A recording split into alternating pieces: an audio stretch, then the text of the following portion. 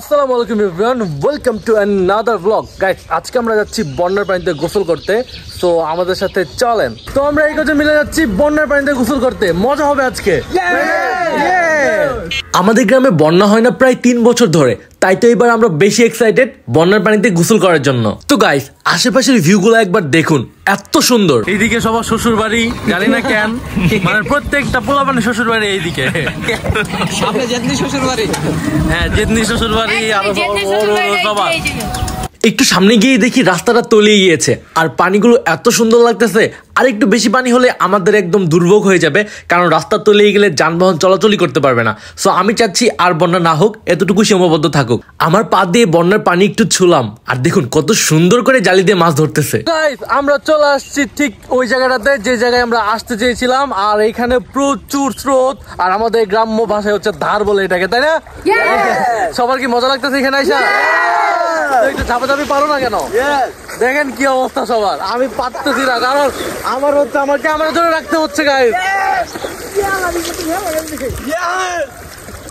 দেখেন কি মজা। কে কে বন্যার পানিতে গোসল করতে চান আমাদের এই জায়গায় চলে আসেন, সবাই মিলে একসাথে গোসল করব। তো গাইস, আমরা যে জায়গাটাতে আসছি এই জায়গাটা আমাদের গ্রাম থেকে একটু দূরে, কারণ আমাদের গ্রামে এখনো রাস্তা তলিয়ে যায়নি, বাট এদিকের এই রাস্তাটা তলিয়ে গিয়েছে, যার কারণে অনেক স্রোত যাচ্ছে। ক্যামেরাতে হয়তো বা দেখা যাচ্ছে না, কিন্তু সামনাসামনি প্রচুর স্রোত। এই দেখুন কত স্রোত, আর ওরা এখানে আসার পর এত ঝাপাঝাপি করতেছে যে কি বলবো, একবার দেখুন আপনারা। তো গাইস, এখন আমার পালা, এখন আমি হচ্ছে এখানে ডুব দিয়ে মরে যাব। Bye bye tata. রাস্তার লোকেশন দিছে আমাকে। ভাই গেছি গান বাইরে ভাই, এত স্রোত, মানে কোথাও যাওয়া যায় না। এই দেখেন, আমি দেখাই। সত্যি অনেক স্রোত ছিল এখানে। গা ভাসিয়ে থাকাটা অনেক রিস্কের, কারণ আমাকে ভাসিয়ে নিয়ে যাচ্ছিল এই স্রোতে। তো আমরা অনেকক্ষণ এভাবে ঝাপাঝাপি করতেছি। তো গাইস, পানি একটু ঘোলা, কিন্তু কিছু করার নাই। তারপরে আমাদের মজা লাগতেছে। সেই সেই সেই একটা পরিবেশ, মানে লাইক ধরতে গেলে আমরা কক্সবাজারের ফিল পাচ্ছি। এত স্রোত, মানে আমাদের এটা মিনি কক্সবাজার। এটা গরিবের কক্সবাজার। ওই যে বলছিলাম না, ও সাঁতার পারে না। গোসল করে না, এর জন্য দেখছেন গাইস, এই আনন্দ হচ্ছে সাঁতার পারে না দেখে গোসল করে না। দেখছেন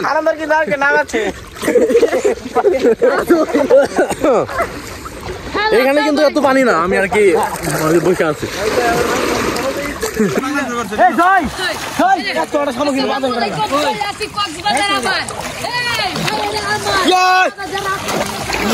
তো গাইস, আমি বলতেছিলাম ও নাকি সাঁতার পারে না, ও নাকি 2 মিনিটের মধ্যে সাঁতার শিখে গেছে। দেখি সাঁতার দেখাও তো আমাদের। আরে সাঁতার পেরে গেছে তো একদম, কিন্তু আগাতেই পারতেছে না। গাইস দেখেন একবার, এত পরিমাণে স্রোত, এত স্রোত যে আগাতে পারতেছে না। তো গাইস, আমরা পানির মধ্যে অনেক সুন্দর একটা জায়গা পাইছি, যেখানে সবাই দাঁড়িয়ে একটু পোস্ট দিতে পারতেছে। আমরা হচ্ছে ওই জায়গাটা থেকে এখানে আসছি। তো গাইস, এই পানিতে আমরা অনেকক্ষণ থেকে গোসল করতেছি, আর আমাদের বাড়িতে যেতেই ইচ্ছে করতেছে না, কারণ এত মজা লাগতেছিল আমাদের। তারপর আমি ভাবতেছিলাম যে একটা মাছ ধরি, কিন্তু এই বন্যার পানিতে আর এত স্রোতে কি আমি মাছ পাবো? একটা মাছও পাইনি। তারপর বিপ্লব চেষ্টা করতেছিল যে একটা মাছ ধরার জন্য, সেও একটা মাছও পাইনি। মাছ না পেলে কি হবে, আমরা তো অনেক মজা করতে পারতেছি, এটাই অনেক কঠিন। তো গাইস, আমরা অনেকক্ষণ পানিতে ঝাপাঝাপি পারলাম, অনেক মজা করলাম, ফুর্তি করলাম। 1 থেকে 2 ঘন্টা হয় না, অ্যাটলিস্ট 1 ঘন্টা হয়েছে। তো হ্যাঁ, ঠিকই আছে এক পর্যায়ে এক হিসেবে। কি ভুলভাল বলতেছি, যাই হোক। তো এখন আমরা বাড়ির উদ্দেশ্যে রওনা দিব। এই যে আমরা আবার সেই পানিটা মানে যাচ্ছি, পানি কি করে যাচ্ছি, অতিক্রম করে যাচ্ছি। বিপ্লব তো প্রচুর পরিমাণে গান গাইতে পারে, ওর গান আমরা আপনাদের শোনাবো। ও সবার আগে যাইতেছে। তো guys, thank you so much যারা এতক্ষণ ধরে আমার এই ব্লগটি দেখছিলেন। যাদের কাছে ভালো লেগেছে অবশ্যই like, comment, share and subscribe করে দিবেন।